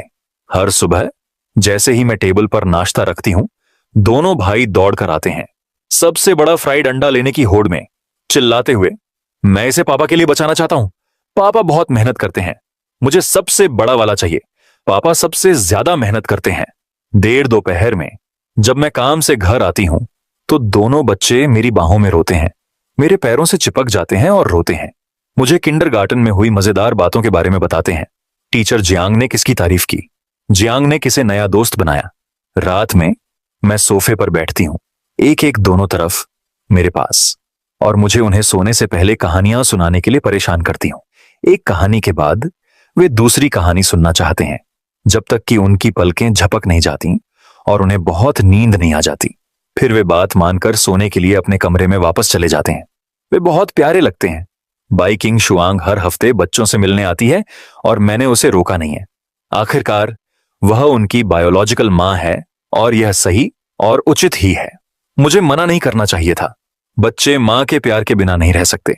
जब वह आती थी तो हमेशा बहुत सारी चीजें लाती थी। बच्चों को पसंद आने वाले स्नैक्स, ताजे बाहर से आए फल, नए कपड़े, वॉलपेपर, खिलौने, कॉमिक बुक्स, स्टेशनरी अलमारियां भर देती थी। वह मेरे लिए खाना भी बनाती थी, घर को साफ करती थी और उसे साफ सुथरा रखती थी। वह बहुत अच्छी कुक है, ऐसी डिशेस बनाती है जो मेरे बच्चों और मुझे पसंद है। वह पहले जैसी अलग थलग रूखी औरत नहीं रही। वह एक आम मां की तरह नरम, अच्छी और विचारशील हो गई है। हर बार जब वह जाती है तो जाने में हिचकिचाती है। दरवाजे पर खड़ी होकर दोनों बच्चों को बहुत देर तक खेलते हुए देखती है। उसकी आंखें हिचकिचाहट और चाहत से भरी रहती हैं जब तक कि बच्चे अलविदा नहीं कह देते। तभी वह जाती है, बार बार पीछे मुड़कर देखती है। उसके पीछे देखने से पता चलता है कि वह अपने बच्चों के प्रति अपने कर्ज को चुकाना सीख रही है और मुझे जो दुख पहुंचाया है उसकी भरपाई करने की भी कोशिश कर रही है। लेकिन कुछ दुख एक बार लग जाने के बाद ठीक नहीं हो पाते। हम कभी भी अतीत में वापस नहीं जा सकते। एक बच्चे के विकास के लिए पिता और मां दोनों की जरूरत होती है। हालांकि मैं उसकी पिछली गलतियों को माफ नहीं कर सकता, लेकिन मैं नहीं चाहता कि मेरा बच्चा मां का प्यार खो दे। हम बस बच्चे की खातिर शांति से साथ रहने की कोशिश कर सकते हैं और एक दूसरे को शुभकामनाएं दे सकते हैं। 2 महीने ऐसे ही बीत गए और मुझे लगा कि जिंदगी शांति से चलती रहेगी। लेकिन उस शाम बाई किंग शेंग रोज से बहुत पहले आ गई और उसका रंग उड़ा हुआ था। जब वह अंदर आई तो उसके हाथ में हमेशा की तरह बैग नहीं थे। उसने बस अपना फोन पकड़ा हुआ था। उसकी उंगलियां सफेद थीं। दोनों बच्चे लिविंग रूम में लेगो बना रहे थे। उसे देखकर वे तुरंत दौड़कर आए और उसे मम्मी कहा। वह घुटनों के बल बैठी और उन्हें गले लगा लिया। उसकी मुस्कान थोड़ी बनावटी थी। उसकी आंखों में साफ थकान और बेचैनी दिख रही थी। मैं किचन के दरवाजे से टिककर अपने धुले हुए हाथ पोंछ रहा था और उससे पूछा कि क्या हुआ। उसने दोनों बच्चों को अपने कमरे में खेलने के लिए कहा, फिर मेरे पास आई। काफी वो देर तक चुप रही और फिर बोली। उसकी आवाज भारी थी। लू झिंगचुआन। मेरे पापा को पता चल गया। मेरा दिल जोर से धड़क रहा था, लेकिन मैंने शांत रहने का नाटक किया। उसे क्या पता? उसे बच्चे के बारे में पता है। उसे पता है कि तुम वापस आ गई हो। उसे पता है कि चेन चेन अब तुम्हारे साथ रह रहा है। उसकी आवाज धीमी पड़ गई। उसने आज दोपहर मुझे बाई परिवार के पास वापस बुलाया और बहुत गुस्से में था। उसने कहा कि बाई परिवार के खानदान को बाहर घूमने नहीं दिया जा सकता, खासकर किसी के साथ तो बिल्कुल नहीं। उसने बात पूरी नहीं की, लेकिन मैं समझ गया। एक बेचारा लड़का, एक गांव का स्टूडेंट जिसे उसने तब स्पॉन्सर किया था, एक ऐसा इंसान जो बाई परिवार की दौलत के लायक नहीं है। मैं ठहाका लगाकर हंसा। तो क्या वह चाहता है? क्या? बाई किंग शेंग ने ऊपर देखा। उसकी आंखें लाल हो गई थीं। वह चाहता है कि मैं दोनों बच्चों को वापस ले लूं। उसने मुझे तुमसे दोबारा मिलने से मना किया है। उसने कहा है कि वह सबसे अच्छा वकील ढूंढेगा। अगर मैंने उसकी बात नहीं मानी तो वह तुम पर बाई परिवार के वारिस को किडनैप करने का केस करेगा। मेरे हाथ का तौलिया जमीन पर गिर गया। तुम जेल जाओगे। वह मुझ पर किडनैपिंग का केस करेगा।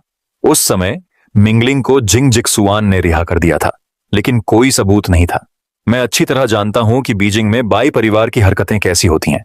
उनके लिए एक आम इंसान को जेल में डालना चींटी को कुचलने जितना आसान है। तुम यह नहीं मानोगे। मैंने उसे देखा। उसकी आवाज धीमी थी, फिर भी उसमें थोड़ी जांच पड़ताल की झलक थी। बाई किंग शुआंग के आंसू आखिरकार गिर पड़े। उसने मेरा हाथ पकड़ लिया, उसे कसकर पकड़े हुए था। बेशक मैं नहीं मानूंगा। तुम मेरे पिता को नहीं समझते। लेकिन लू झिंगचुआन अपनी बात का पक्का आदमी है। वह पहले से ही वकीलों से कांटेक्ट कर रहा है और पिछले 5 सालों में तुम्हारे हर कदम की जांच करने के लिए लोगों को लगा रहा है। यह पता लगाने की कोशिश कर रहा है कि क्या तुमने विदेश में कोई गैर कानूनी काम किया है। उसने यह भी कहा कि अगर कानूनी तरीके काम नहीं करते हैं तो उसके पास दूसरे तरीके हैं। दूसरे तरीके। ये 4 शब्द मेरे सिर पर बर्फ के पानी की बाल्टी डालने जैसे थे। बाई परिवार का बैकग्राउंड कैसा है? बीजिंग में उनकी शुरुआती सफलता सिर्फ बिजनेस की समझ की वजह से नहीं थी। मैंने अपना हाथ उसके हाथ से हटाया और एक गहरी सांस ली।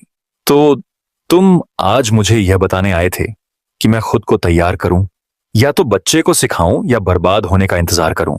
नहीं। बाई किंग शुआंग घबरा गया। उसकी आवाज कांप रही थी। मैं तुम्हें यह बताने आया हूं कि मैं उसे कामयाब नहीं होने दूंगा। मैंने पहले ही अपनी लीगल टीम से कांटेक्ट कर लिया है और बाई ग्रुप में शेयर होल्डर हैं जो मेरा सपोर्ट करते हैं। अगर मेरे पिता रिश्ते तोड़ने पर अड़े रहे तो मैं उनसे आखिर तक लड़ूंगा। उन्होंने अपने बैग से एक और डॉक्यूमेंट निकालकर मुझे देते हुए कहा, तो ये कस्टडी एग्रीमेंट है जिसे मैंने अपने वकील से बनवाया था। मैंने इस पर पहले ही साइन कर दिया है। इसमें लिखा है कि हम दोनों बच्चों की को पेरेंटिंग करेंगे। आपके पास पूरी तरह से बराबर गार्जियनशिप के अधिकार हैं। किसी को भी आपको उनसे दूर करने का अधिकार नहीं है। मैंने डॉक्यूमेंट को देखा, मेरा दिल मिली जुली भावनाओं से भर गया। एग्रीमेंट बहुत प्रोफेशनल तरीके से लिखा गया था, हर क्लॉज बहुत ध्यान से बनाया गया था। यह साफ था कि इस पर बहुत सोच विचार किया गया था। लेकिन मुझे पता था कि बाई परिवार जैसे बड़े परिवार के सामने यह कागज का टुकड़ा बिल्कुल बेकार था। बाई किंग शुआंग, क्या तुमने सोचा है कि अगर तुमने मेरा साथ दिया तो तुम्हारे पिता तुम्हारे साथ क्या करेंगे? मैंने उससे पूछा। वह रुका, फिर एक कड़वी मुस्कान दी। यह मुझे बाई ग्रुप के सीईओ के पद से हटाने, मेरे एसेट्स को फ्रीज करने, यहां तक कि मुझे बाई परिवार से बाहर निकालने के अलावा और कुछ नहीं होगा। मुझे इन सब की परवाह नहीं है, मुझे बस तुम्हारी और बच्चों की परवाह है। मैंने अपना मुंह खोला, कुछ कहना चाहता था, लेकिन आखिर में कुछ नहीं कहा। उस रात बाई किंग शुआंग नहीं गई, वह दोनों बच्चों के साथ रही। बच्चों ने खाना खाया, मैंने उन्हें नहलाया, उन्हें कहानियां सुनाकर सुला दिया और मैं लिविंग रूम में बैठकर कमरे में उसकी बिजी तस्वीर देखता रहा। मेरे अंदर कई तरह की भावनाएं उमड़ रही थीं। आधी रात को एक फोन कॉल से मेरी नींद खुली। वह बाई किंग शुआंग थी। उसने फोन उठाया, उसका चेहरा तुरंत पीला पड़ गया, उसके होंठ कांप रहे थे। मेरे पापा ने तुम्हारे किराए के अपार्टमेंट में लोगों को भेजा है। वे कहते हैं कि तुम बाई परिवार के एसेट्स पर गैर कानूनी तरीके से कब्जा कर रही हो और वे उसे जबरदस्ती वापस ले रहे हैं। प्रॉपर्टी मैनेजमेंट ने अभी मुझे फोन किया, कहा कि तुम्हारा सामान हटा दिया गया है और नीचे ढेर कर दिया गया है। मैं उछल पड़ा, मेरा दिमाग खाली हो गया। वह अपार्टमेंट छोटा सा होने के बावजूद पिछले कुछ महीनों से मेरा और बच्चों का घर था। उसमें मेरे बेटे के खिलौने, कॉमिक बुक्स, कपड़े और चेन चेन की लाई हुई बहुत सारी चीजें थीं। उसका क्या हक था? वह अपार्टमेंट मेरा था। मैंने दांत पीस लिए। बाई किंग शुआंग ने मेरा हाथ पकड़ लिया। इसका कोई फायदा नहीं है। उस बिल्डिंग का डेवलपर बाई ग्रुप की सब्सिडियरी है। मेरे पापा प्रॉपर्टी मैनेजमेंट से सिर्फ एक फोन कॉल पर कॉन्ट्रैक्ट तोड़वा सकते हैं। लू झिंगचुआन, चिंता मत करो, मैंने अभी शहर में किसी से एक होटल बुक करवाया है। तुम दोनों पहले वहां जा सकते हो। अपार्टमेंट का मामला मैं देख लूंगा। डर से नहीं, बल्कि गुस्से से कांप रहा था। 5 साल पहले बाई परिवार ने मुझे ऐसे निकाल दिया जैसे मैं अजी हूं। 5 साल बाद वे फिर से वही करना चाहते थे। मैं लू झिंगचुआन गरीब हो सकता हूं और मुझे इस सिचुएशन में मजबूर नहीं किया गया था, लेकिन मेरी अपनी इज्जत है। अगली सुबह मैंने बाई किंग शुआंग से बच्चे को मेरे लिए ड्राइव करने को कहा और मैं किराए के अपार्टमेंट में चला गया। सच में नीचे जमीन पर सामान का ढेर लगा था। सीमेंट के फर्श पर कपड़े बिखरे हुए थे, कॉमिक किताबें कुचली और कुचली हुई थीं और फीका पड़ा टेडी बियर कहीं नहीं दिख रहा था। मैं नीचे बैठा और एक एक करके सामान उठाया। मेरे नाखून धूल से भरे हुए थे। पास में चैनलियान की कुछ बुजुर्ग औरतें इशारा कर रही थीं और फुसफुसा रही थीं। मैंने उन्हें नजरअंदाज किया, सामान एक उधार के बुने हुए बैग में रखा और एक के बाद एक करके कार तक ले गया।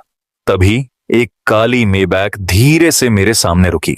दरवाजा खुला और एक 6 साल का आदमी बाहर निकला। टीनेज में एक बुजुर्ग आदमी, सफेद बालों के साथ, ध्यान से सिलवाया हुआ हल्के रंग का सूट पहने हुए। उसकी आंखें चाकू जैसी तेज थीं। यह बाई झेनबांग थे, बाई किंग शेंग के पिता, बाई ग्रुप के हेड। मैंने उनकी फोटो ऑनलाइन देखी थी, लेकिन वे असल में और भी ज्यादा रौबदार लग रहे थे। उसके होने से ही उसके आसपास की हवा ठंडी हो गई। लू झिंगचुआन ने उसे ऊपर से नीचे तक देखा। उसकी आवाज ऐसी थी जैसे किसी आम इंसान से बात कर रहा हो। मैं सीधा हुआ। मेरे हाथ में अभी भी कपड़ों का आधा बैग था और शांति से उसे देखा। ओल्ड मास्टर भाई, क्या कुछ गड़बड़ है?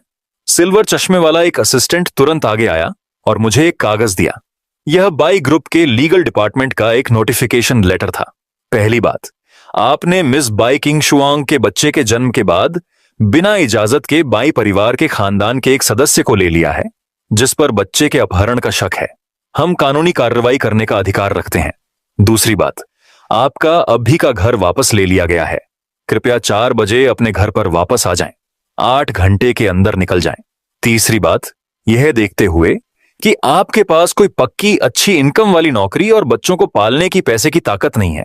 बाई परिवार दोनों बच्चों की प्राइमरी कस्टडी बदलने के लिए कोर्ट में अप्लाई करेगा। मैंने कागज लिया, उस पर एक नजर डाली, फिर धीरे से उसके टुकड़े टुकड़े करके जमीन पर फेंक दिए। बाई जेनबांग का चेहरा काला पड़ गया। 2 हट्टे कट्टे आदमी जो बॉडीगार्ड जैसे लग रहे थे आगे आए। बूढ़े मास्टर बाई, मैंने सीधे उनकी आंखों में देखते हुए कहा, 5 साल पहले आपकी बेटी मेरे पास आई थी। बच्चे मेरे अपने खून के हैं। मैंने कभी किसी को किडनैप नहीं किया। जहां तक उन्हें पालने की बात है तो मैंने पिछले 5 सालों से विदेश में रहते हुए उन्हें बहुत अच्छे से पाला है, भाई परिवार से एक भी पैसा लिए बिना। अगर तुम केस करना चाहते हो तो मैं तैयार हूं। भाई जेनबांग ने मजाक उड़ाया। तैयार हो? तुम्हारे पास क्या है? क्या तुम्हारी महीने की सैलरी वकील की फीस देने के लिए काफी है? उसने बोलना खत्म किया और मुड़ गया। वह कार में बैठने ही वाला था। वह 2 कदम चला, फिर रुक गया। बिना पीछे मुड़े उसने कहा, मैं तुम्हें 2 दिन का समय देता हूं कि तुम दोनों बच्चों को बाई परिवार के पास वापस भेज दो, नहीं तो तुम न सिर्फ अपनी नौकरी खो दोगे बल्कि अपनी आजादी भी। नौजवान, एहसान फरामोश मत बनो। माईबाग धूल का गुब्बार छोड़ते हुए चला गया। मैं वहीं खड़ी रही, अपनी मुट्ठियां इतनी जोर से भींच लीं कि मेरे नाखून मेरी हथेलियों में गड़ गए। उस रात मैं बच्चों को उस होटल में ले गई जिसे बाई किंग शुआंग ने बुक किया था। दोनों छोटे बच्चों को पता नहीं था कि क्या हो रहा है। उन्हें होटल में रहना एक नई बात लगी और वे बिस्तर पर उछल कूद करने लगे। मैं खिड़की के पास बैठी रात का नजारा देख रही थी। एक के बाद एक सिगरेट पी रही थी। बाई किंग शुआंग ने दरवाजा खोला। मेरे हाथ में सिगरेट देखी, एक पल के लिए रुकी, लेकिन कुछ नहीं बोली। वह बस पास आया और खिड़की खोली। उसकी तरफ देखा। लू जिंगचुआन, मैंने बीजिंग के सबसे अच्छे फैमिली लॉयर से कांटेक्ट किया है, हम कल सुबह मिलेंगे। उसने धीरे से कहा। मैं अपने पापा के तरीके जानती हूं, हमें पहले से तैयारी करनी होगी। मैंने अपना चेहरा अपने हाथों से ढक लिया। उनकी तरफ मुड़कर नहीं देख पा रही थी। बाई किंग शुआंग, सच बताओ, क्या तुम्हारे पापा सिर्फ एक बच्चे से ज्यादा चाहते हैं? उसकी आंखें चमकी, लेकिन उसने कुछ नहीं कहा। वह तुम्हारी उम्मीदों को भी पूरी तरह से खत्म करना चाहते हैं, है ना? मैंने आगे कहा। वह तुम्हें बच्चा वापस लेने के लिए मजबूर करेगा, फिर समाज में बराबरी की किसी लड़की से शादी करवा देगा और तुम्हें मेरे बारे में पूरी तरह से भुला देगा। बाई किंग शुआंग ने अपने होंठ काटे। उसकी आंखों में आंसू आ गए और आखिर में उसने सिर हिलाया। उसने मेरे लिए पहले ही एक ब्लाइंड डेट तय कर ली है। वह जो यानमिंग है, बीजिंग में जो परिवार का सबसे बड़ा बेटा। जो परिवार और हमारा बाई परिवार पुराने दोस्त हैं और हमेशा से शादी का इरादा रखते थे। मेरे पापा ने कहा कि अगर मैं नहीं मानी तो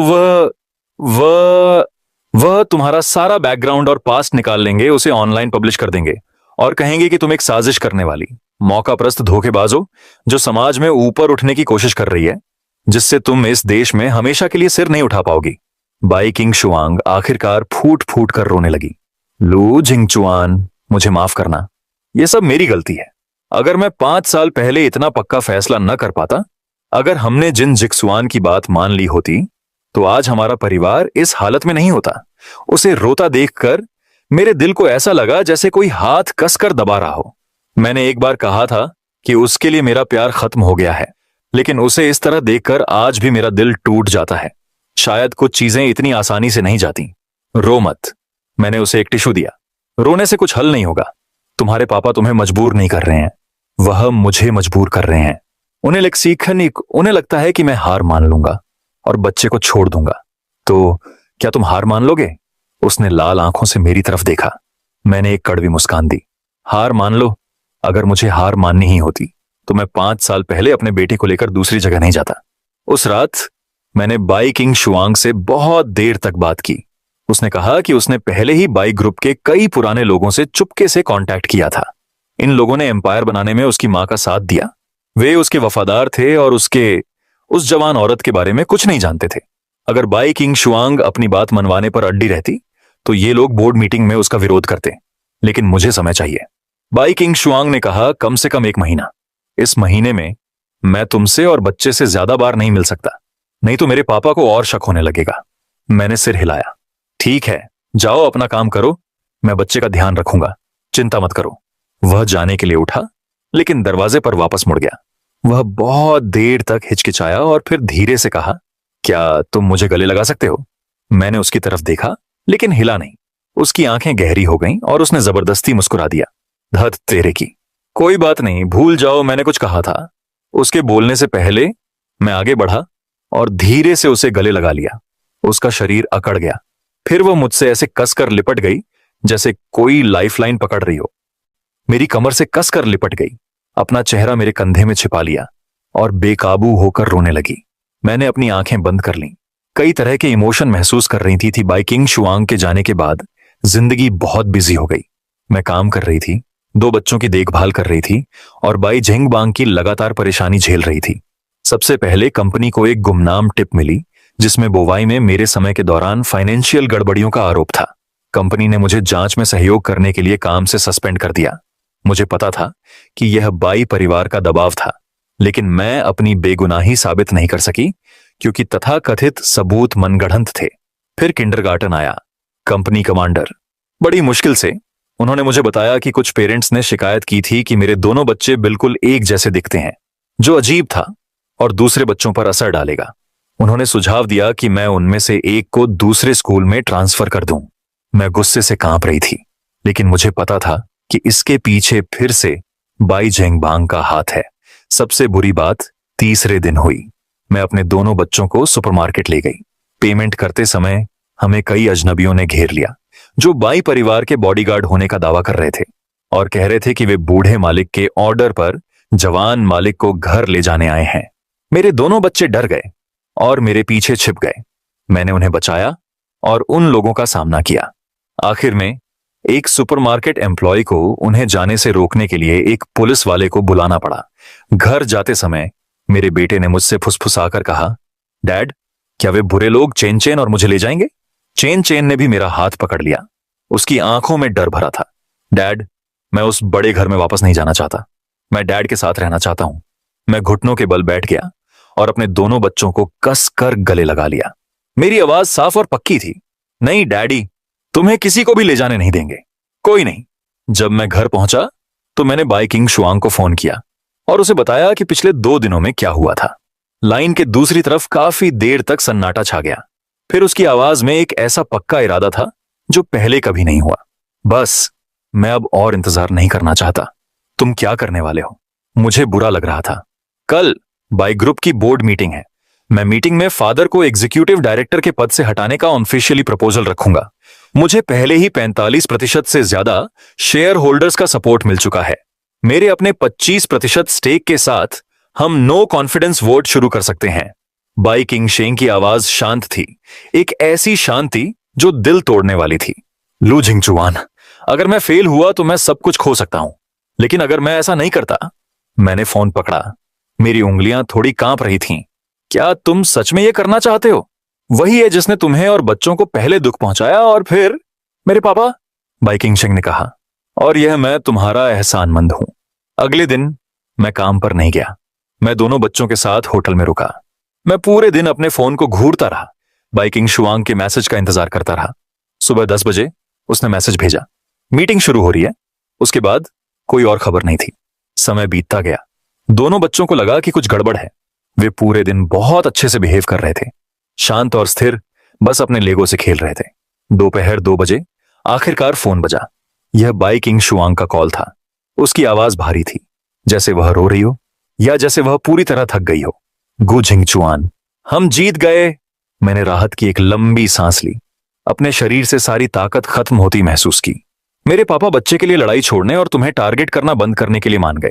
बदले में मैंने वादा किया कि मैं उन्हें 3 साल तक बोर्ड की पोजीशन से नहीं हटाऊंगा और हर साल उनके लिए एक निश्चित परसेंटेज रिजर्व रखूंगा।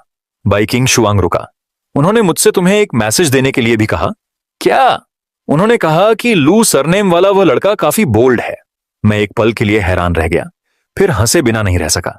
शायद यह बाई झेंगबांग का हार मानने का तरीका है।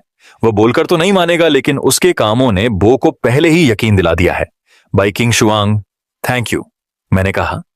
फोन पर कुछ सेकंड की शांति रही।